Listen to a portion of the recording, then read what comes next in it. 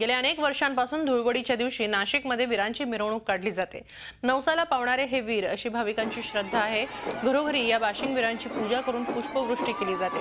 देवदेवतांची वेशभूषा करून वाजत गाजत शहरातून वीरांची मिरवणूक काढली जाते।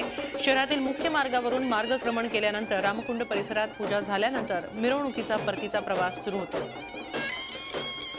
याचा आढावा घेतलाय आमचे प्रतिनिधी मुकुल कुलकर्णी। सर्वत्र होळी साजरी होत असताना नाशिकमध्ये धार्मिक परंपरेनुसार बाशिंग वीरांची मिरवणूक निघालेली आहे।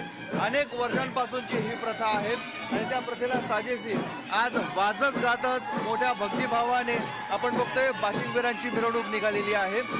सगळे लहान मुलं असतील, ज्येष्ठ नागरिक असतील, या आनंदामध्ये सहभागी होत आहेत। वरतून त्या बाशिंग वीरांवर पुष्पवृष्टी केली जात आहे।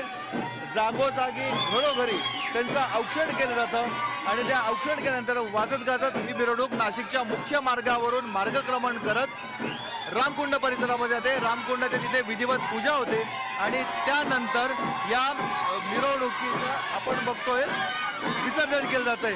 मोठा उत्साह दिसून येतो। दरवर्षीची ही प्रथा आहे। स्थानिक नागरिक आहेत आपल्या बरोबर, त्यांच्याकडून जाणून घ्या नेमकी आख्यायिका काय सांगितली जाते। जानोरी गाव आहे, त्या तळेगाव जानोरी गावामध्ये सदन गवळी नावाचे ग्रस्त राहत होते। त्यांचं लग्न ठरलं, 16 वर्षी लग्न ठरलं, 16 वर्ष लग्न ठरलं आणि हळद चढवल्या गेली। दुसऱ्या दिवशी म्हणून ते दूध टाकायला सगळं घरचे असल्यामुळे गाई म्हशी दूध दुभतं सर्व होतं त्याच्याकडे, त्यामुळे ते दूध घालायसाठी म्हणून हळद चढवलेली असताना दुसऱ्या दिवशी हे दूध घालायला गेले आणि तिथे जंगलामध्ये एक आठ दरोडेखोरांनी त्यांच्यावर आघात केला, दरोडा केला आणि त्यांना लुटून त्यांचा तेथे अंत झाला। त्यांच्याबरोबर त्यांचा वाघ्या कुत्रा होता आणि हे त्यांनी पाहिलं आणि तो घरी आला। घरी येऊन त्यांच्या घरच्यांना तिथे येऊन घेऊन गेला।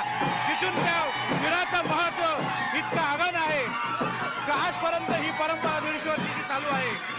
एकंदरीतच आपण बघतोय नाशिककर मोठ्या भक्तिभावाने मोठ्या उत्साहामध्ये हा सोहळा साजरा करतायत।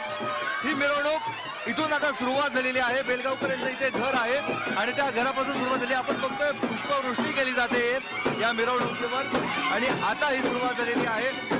इतिहासाने किती, सायन्सने किती प्रगती केली तरी पण आपण आपल्या रूढी परंपरा जपत आहोत। याचंच उदाहरण नाशिकमधून मिळतंय। व्हिडिओ जर्नलिस्ट मंगेश सहमुकुल कुलकर्णी, झी मीडिया, नाशिक।